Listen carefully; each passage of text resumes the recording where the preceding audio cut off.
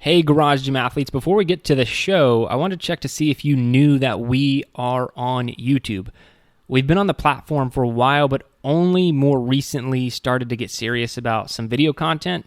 So while the podcast will meet most of your needs, some things simply need a visual explanation. So if you want more on concurrent training, programming, garage gyms, head over to YouTube, search Garage Gym Athlete, and subscribe to the channel. I look forward to connecting with you on another platform. All right, let's get to the show. All right, ladies and gentlemen, welcome to the Garage Gym Athlete Podcast. If you are new here, you'll notice no different. But if you have been around for a while, you'll notice that I am not Jerred. I am Joe, and I am taking over the podcast today. First time without Jerred. He is somewhere that we would all enjoy, but he might not be enjoying it as much as he should be. So we have athlete interviews back. So I'm joined with Ashley. Hi, Ashley.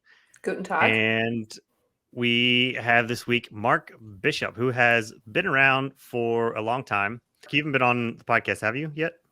No, this is my first time. All right, your first time on, my first time hosting, Ashley's first time on an interview. we're just a bunch of newbies this time, so we're just gonna see how it goes. So right off the bat, we usually throw it to you. So let's talk about who you are, what you do, how you train, and your gym. All right, sounds good. Mark Bishop. I currently live just outside of Memphis, Tennessee.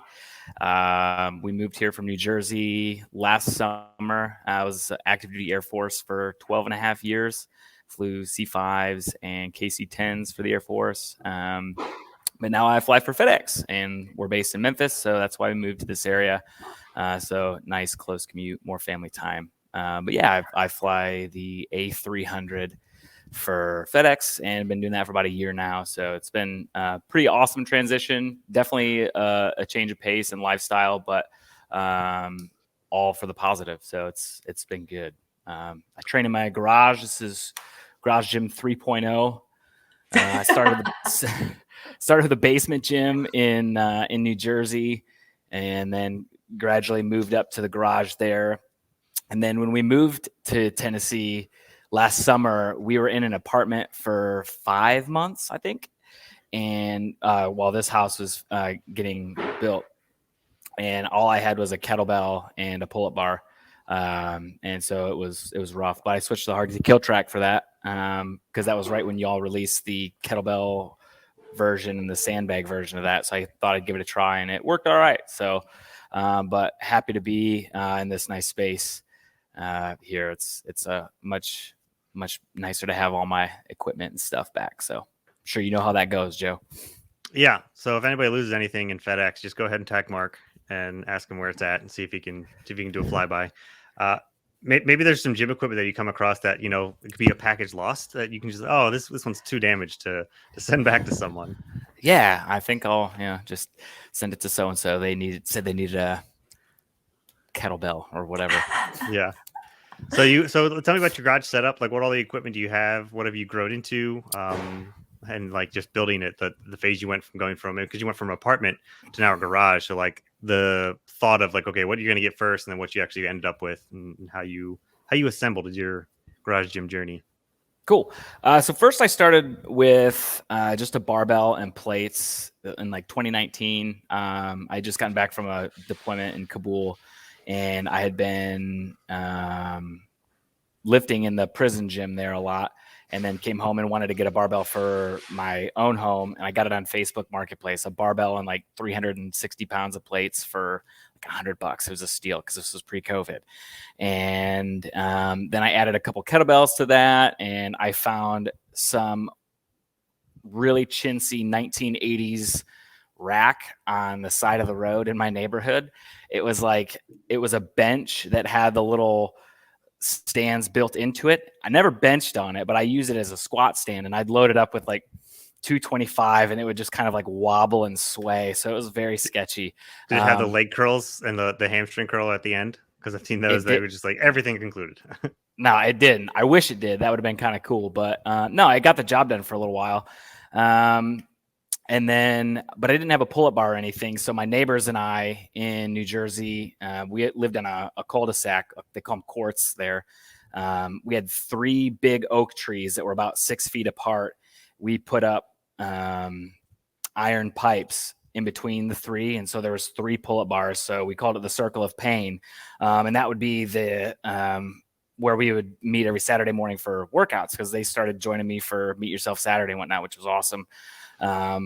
Then we moved to New Jersey. I sold some stuff, got rid of some stuff.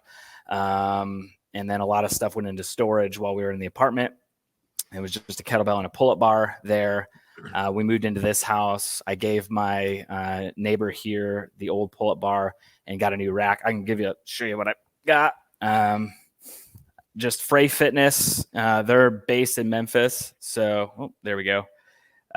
So I didn't have to pay shipping and handling on that, which was awesome. And then this is a Rogue barbell that I got on Facebook Marketplace at a pretty good steal. All the bumper plates and stuff there in the corner, a couple kettlebells on the ground, some jump ropes, some elastic bands. That's a lot of kettlebells. Yeah, I got them from Frey. They were on sale for like 79 cents a pound, but you had to get them in kilogram version, not the pound version. So I splurged a little bit when I got the rack. But it was a sweet deal, so I couldn't pass it up. That's what they call the metric discount. Yeah, exactly. Darren Gaunt knows all about that. Yeah. And then I got a water rower that I got on Facebook. That was a steal. I got it in Philly, and it was on sale for $25. And I thought I misread. I was like, it's got it. Surely they meant to put $250. It's a honey trap. This might be a honey trap? Exactly. My wife was like, you're probably gonna get stabbed. So if I don't see you in like an hour, then But no, I was like, hey, $25. And they said, yeah. I said, I'll be there in 30 minutes. And so I drove across, and the only thing that doesn't work on it is the monitor, but you don't need that. I've got a Garmin watch. So I just use that. Just a cheap fan bike that I got for, again, like $30 on sale. Yep. Just picked up this plyo box that is also doubling as my desk right now, and a bench. And then battle ropes. I don't use it a ton, but every now and then it's fun to play with. And then sandbag, which I've got outside, and the vest is tucked away in the garage as well. So it's been kind of fun getting it set up. Oh, one last thing. I had gymnastics rings that were hanging, but I just hung those up. Yeah. Just hung those up from the ceiling. So pretty fired up about that. And then maybe the best feature of Garage Gym 3.0 is the ceiling. How high is that? I think they're about 12 feet. Okay. So no danger of hitting them with anything. No, that was the worst part about having a basement gym too, is because if it did overhead press, it wasn't finished. So I would have to find my way between the floor joists, and woke my family up a couple times, dropping stuff and hitting floor joists on, push press. So that's why I moved to the garage. It's just a little quieter. So if you're only listening and you're not watching, then be sure to go on YouTube, because you can actually see the full gym setup. And I like that you use, so all of this is within a kind of like you have like a 3-car garage, but it's like a double parked in one slot, and you have the back slot as fitting in all your equipment. So essentially one parking space or less than one parking space is your entire gym, which is just good. Cool. Yeah, I have battle ropes too. I just haven't really, they've been in the bottom of a box, and I don't really find time to pull them out. I thought about them the other day if I wanted to try to incorporate them or try and sell them and get something else like a landmine or one of those things. I use them every now and then for like a sexy Saturday or something, just to keep things interesting. And I've also thought about, I don't know, trying to find a tree limb in my backyard and hang it pretty high up and, do some rope climbs, because that's a really good workout. And they're a lot of fun too. So we'll see. I'll find use for it. Yeah, I'd be more likely to do a couple random rope climbs than some battle rope stuff, I think. Yeah. I don't know. So how long have you been a Garage Gym athlete? Like with us? I started following the programming in late 2019. I subscribed, but I was listening to the podcast. I kind of started in 2019. Listening to the podcast and doing a couple of the Meet Yourself Saturday workouts. And then when I came home from Kabul, I was still following this other programming. It was like a calisthenics-based program, which was great, but I needed more, because it was just all calisthenics and there was no conditioning. And so having, been familiar with the podcast, I said, I'm going to give this a try, and it's been awesome ever since. So it has exactly what I was looking for. And what track are you on right now? Or what has been your track progression, I guess I should say, for those. So then for those who aren't really familiar, we have a couple different training tracks. We have Hard to Kill, which is balance, strength, and conditioning. There's an endurance one, a strength one, and so on and so forth. So I'm on Endure, and I've been on Endure pretty much the entire time since I've been subscribed to GGA. I did one cycle of Hard to Kill, like I said, when we first moved to do the kettlebell track. But other than that, it's been Endure. I took a little break this spring and did some of the standalone programs, the Red Pill and the basic training, because I just needed like a change of pace. Marco was killing me.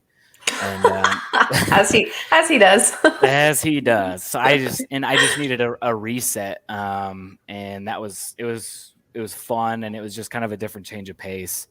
But yeah, so for the most part, I've been about 95% Endure. I was going to ask, since your transition from like the military to going FedEx, what do you do? Like, how's your schedule of flying FedEx? I know some are like overnight long ones, like people go to Paris, Japan, like long stuff. Do you do that kind of stuff? Or are you staying local or? So the aircraft that I fly is only domestic. So we'll fly North America, Canada, and then mostly the continental U.S. So have you had to change up your training schedule for it? A little bit. So a lot of, and it took a little getting used to, because most of the flying that I do is at night. So if I have a trip that starts from Memphis, I'll have like between 2:30 and 3:30 a.m. takeoff, and then we'll fly anywhere. It might fly to Oakland, it might fly to Grand Rapids, Michigan, might fly to Boise, Florida, wherever the freight needs to go. And then wherever you get for your final destination, you'll get there at, I don't know, maybe 7:30, 8 o'clock local time. And you're pretty tired because you might have only gotten 5 hours of sleep the night before. So I'll usually, depending on how hungry I am, I might eat something and then rack out for 3 or 4 hours and then train as soon as I wake up. And then I can hopefully catch a nap before I fly back to Memphis and then do it all over again the next night. So I'm getting, the sleep is kind of challenging, the most challenging part, but as long as you can get segmented like 4 hours here and there, that has seemed to work the best for me. And then when I finally get a day off, I'll reset with a solid 8 or 9 hours. But training in the afternoon, I would get like 5:30 in the morning before work. So I kind of had to. That's what's great about Endure is I don't need a ton of equipment. I can just run or change up the days that I need to, so I can do intervals wherever. If the hotel gym doesn't have a great gym set up or anything like that. Yeah, that's got to be rough with sleep. And like, do you shift around your days with the, like, and not even just equipment wise, but like sleep wise? If you see something that's more intense, you might do that on a day you're better rested, or have you switched up days in that way, or maybe even done like zone 2 or something? Yeah, so I'll do a lot of zone 2 when I'm flying and I'm on the road, just because, like you said, if I'm not feeling it, and a lot of it just depends on how you're feeling. You might have only had 4 or 5 hours of sleep, but might feel pretty rested. Chris Morgan talked about one time, he said, you kind of have to adjust your rate of perceived effort based on how you're feeling, because you might feel at like 60% that day. And so if you go 9 out of 10 on your rate of perceived effort, that's when you can start to hurt yourself. So adjust, your input based on how you're feeling that day. So if I can get some good rest, yeah, I'll adjust, or I might switch things around a little bit too. Like if I see some pretty intense intervals or something coming up, I might switch those on a day that I know I can get 8 hours of sleep, so that I'm well rested. And I've noticed a difference, because there's been in Endure, we do a lot of similar workouts from wave to wave, and you can kind of see a benchmark and see how you progress through that. And I've done a workout on terrible sleep, and then I've done that same workout on a really good night's sleep, and it was a night and day difference. So sleep really does matter So short story long to answer your question there, Joe. But yeah, I'll switch things around based on rest and things like that. Yeah, it's definitely a good point to harp on for people, because I know coming off of weekends, certain weekends, when I was doing strength, and Mondays were always squat day, and squat day is heavy day. But if it was like a rough weekend, whether we were traveling or something, then I wake up Monday and it's just subpar from whatever was going on. I'll move squats to Wednesday because I'm not lifting heavy on a day that I'm just feeling subpar. I'll do something that's a little bit less intense. So like whether your intensity or your weight is really, really high, you can just switch those days around. That's also why it's good. I mean, we always send out the workouts 1 week at a time so people can do that. So if you haven't really, if you're doing the program and if you haven't really done that, I would encourage you to, if you feel needed to. Yeah. So what are some of your goals right now for as far as training? Are you working toward anything or have any events you're kind of trying to get after? So right now I'm trying to run, it averages out to about 100 kilometers a month. So Ryan Caswell, I think it was in July, ran 100 miles, I think, in the month of July. And I saw that and I was like, oh, that's awesome. I should do something like that. So I just looked in Garmin at the different challenges they had, and they had this one, they do it by quarters, and it's 300 kilometers a quarter. And I was like, oh, that's very attainable. So especially on Endure, a lot of the work that we do for that kind of goes into that. But I'm having to add some additional running in there as well to hit that benchmark. But it's been good to increase the mileage a little bit there. So I don't have any specific races necessarily that I am training for. I'm constantly looking on Spartan.com. I don't know my schedule until, usually maybe 3 weeks in advance, sometimes even like 4 days before the next month. So I want to be ready to like go to a Spartan at any time. And so that's kind of always in the back of my mind when I'm training for those types of things, but nothing in particular. There's one in Nashville coming up in October. Obviously the Beast in North Carolina, I want to do this year as far as events. And then sort of an annual challenge. I did Murph last year once a week. And then this year I'm doing the EO3 5K once a week. And that's also been nice going into the mileage as well. So that's awesome. After Ashley's favorite workout.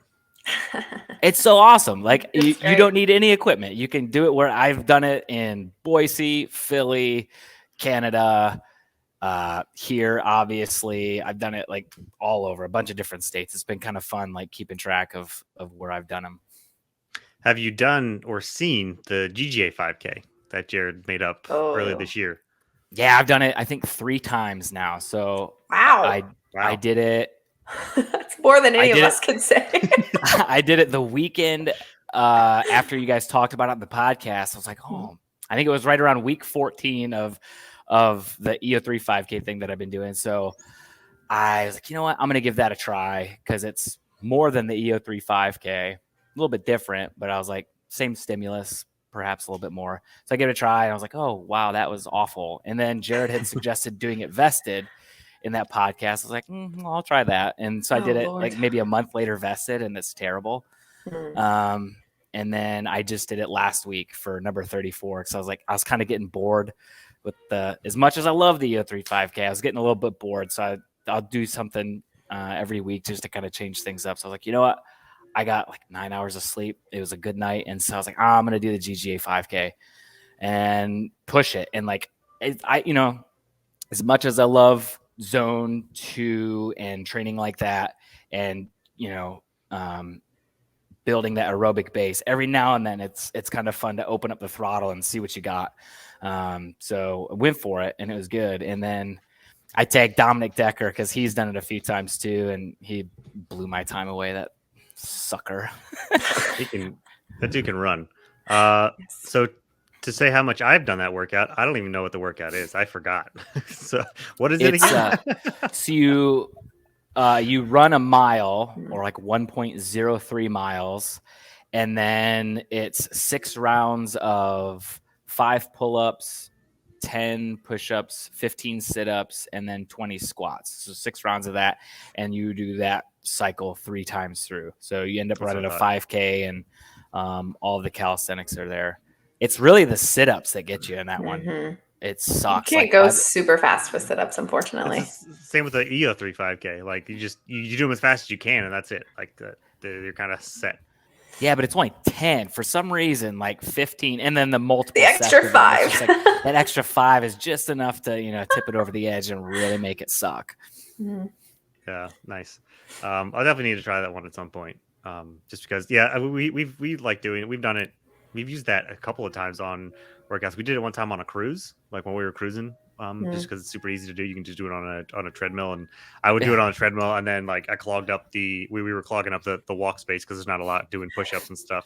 Just like, yeah, whatever, just go around. Did you use the underside of the treadmill as like a tow hook for your sit-ups? No, I don't remember. I think I just butterflied them. So just regular that way. Yeah. So I didn't really need to. Yeah. Cool. Ashley, you got anything else? No. Cool. This has been fun.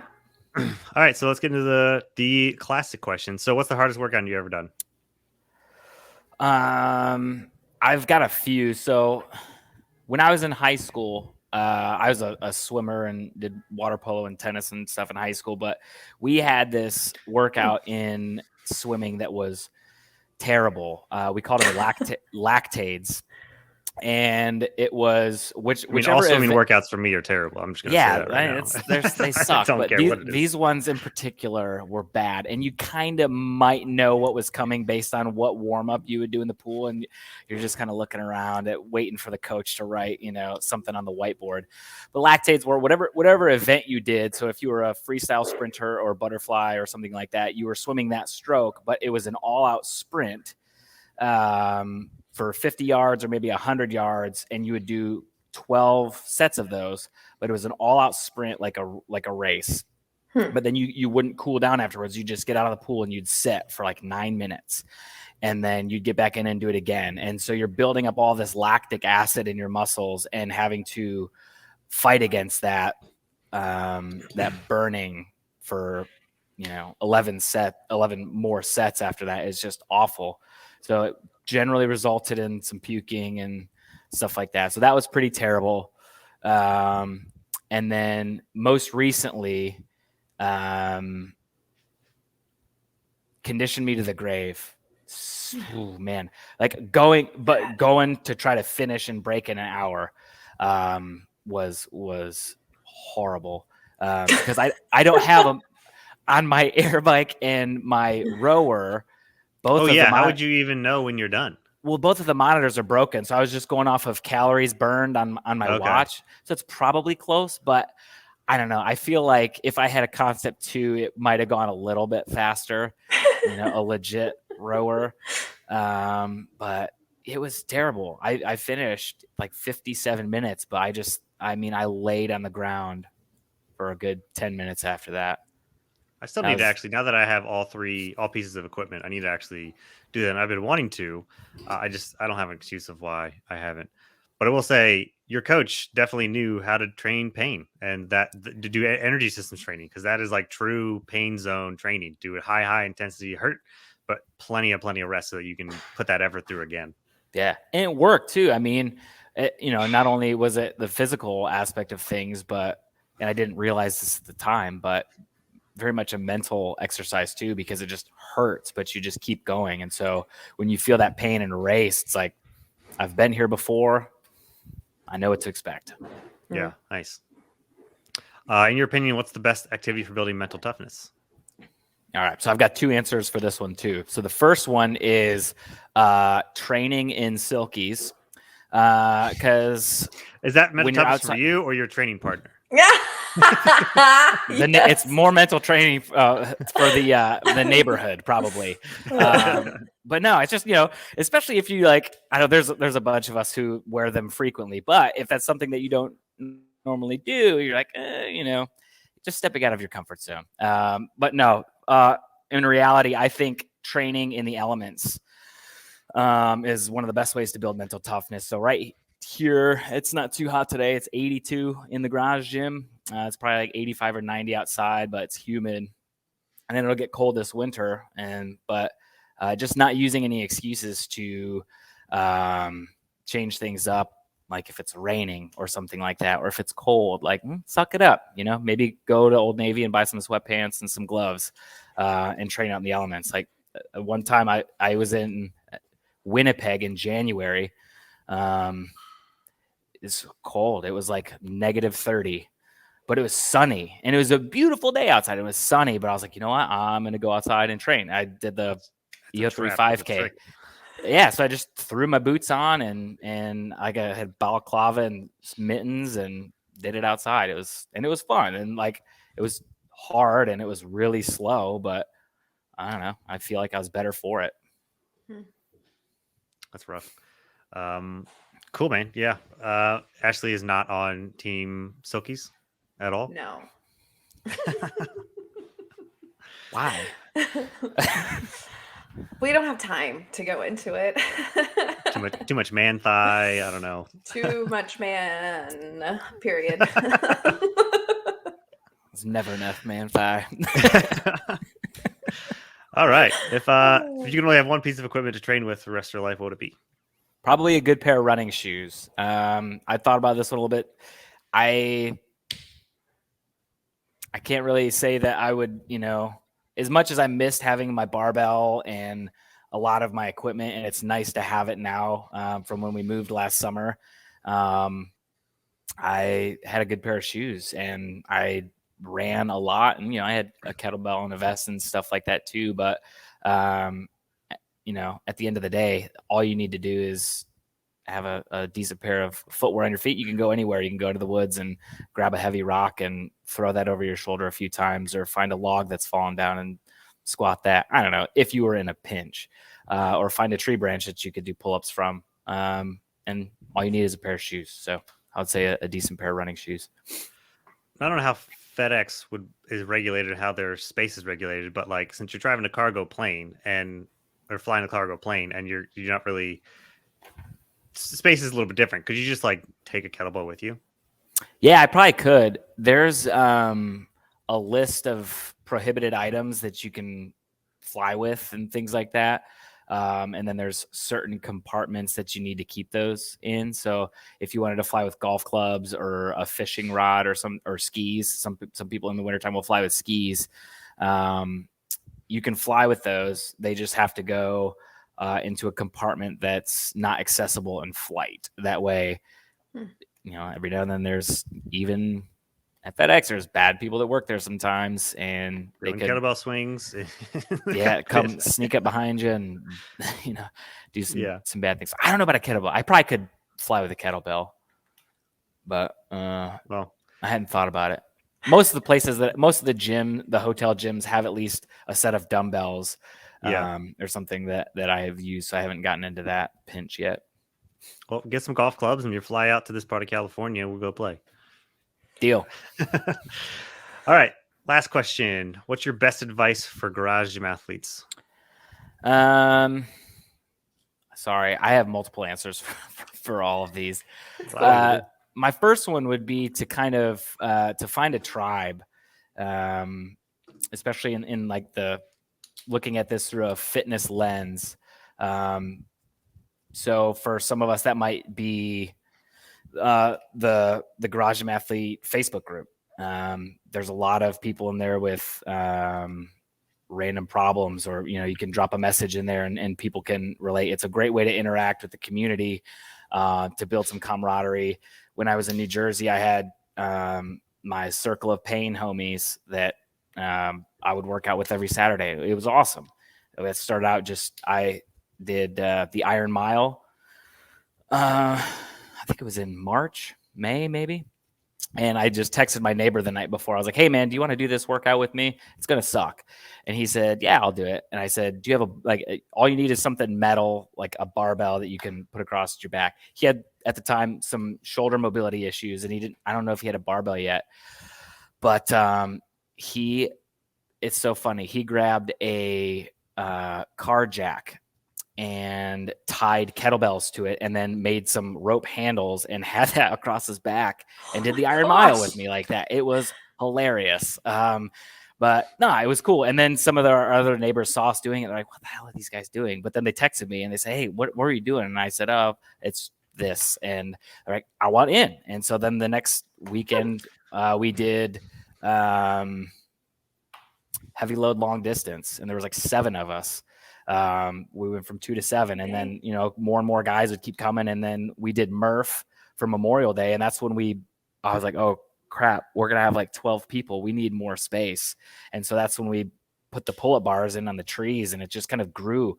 And it was awesome because it was in the middle of COVID, and it got a lot of the dudes kind of in a lot better shape, and just kind of built a good camaraderie in the neighborhood for Saturday mornings and just doing something hard, before getting the weekend started. And it was awesome. And a lot of those guys are still doing it on Saturdays. And I think 4 or 5 of them are now GGA, doing Nice. indoor and hard to kill and stuff. So it's been cool kind of being able to shepherd that and keep that going. So find a tribe would be number 1. And then number 2 would be to train for your worst day.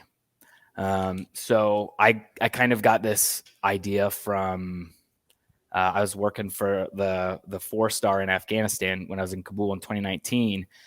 And he talked about this a lot. So he was quite an experienced individual from a combat perspective. And he always would talk about training for your worst day. So whatever your worst day looks like, you need to be both physically and mentally prepared for that day. And if you're not, then then it's really going to be a worse day. So, I was just thinking about this when I was running, like, worst day. Let's say your house catches on fire and all of your family members are incapacitated. Are you physically ready to carry everybody out of the house and get them to safety? Like, would be, the worst day kind of in a good scenario. Like, you saved everybody's alive and well. Yes. House is gone or whatever, but it didn't turn into your absolute worst day.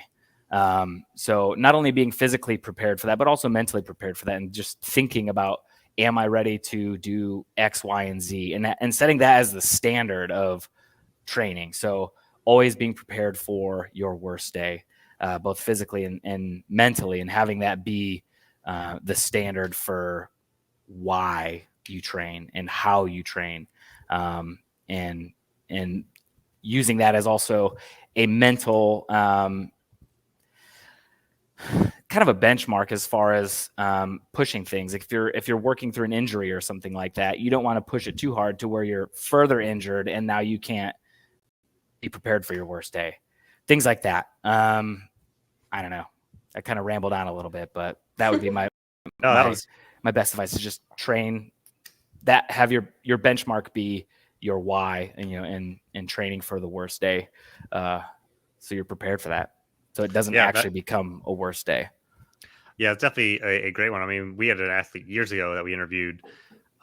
He was on some sort of trail or hike, and they forgot, I think, one of their son's inhaler, and he started to have an asthma attack. So he had to run back like 3 miles or something, 2.5 miles. And like at the time, he was not in shape, and he could barely do it. So then that was kind of like an aha moment to like make a change so that he could actually do something like that. So it definitely makes a ton of sense. No, cool, man. Ashley, anything else? No. Cool. Well, definitely thanks for being on, Mark. It was a great chat. Hopefully everybody liked the podcast, liked this format, and let us know if you want Jerred back or not. Well, we won't hurt his feelings. Just kidding. But yeah, Mark, thanks for coming on. Thanks for you too, Ashley, for everybody coming. And if you want to be on the podcast, you're one of our athletes, then check out the post I made on Facebook, or just reach out to us. And if not, we'll see you in the next episode. So thank you for watching or listening. Thanks for having me on. Yeah. Thanks for listening to the Garage Gym Athlete podcast. If you want to learn more, go to garagegymathlete.com. You can learn about our training. Let us send you a copy of our book, The Garage Gym Athlete, or you can even get featured on the Garage Gym Athlete podcast. Thanks for listening.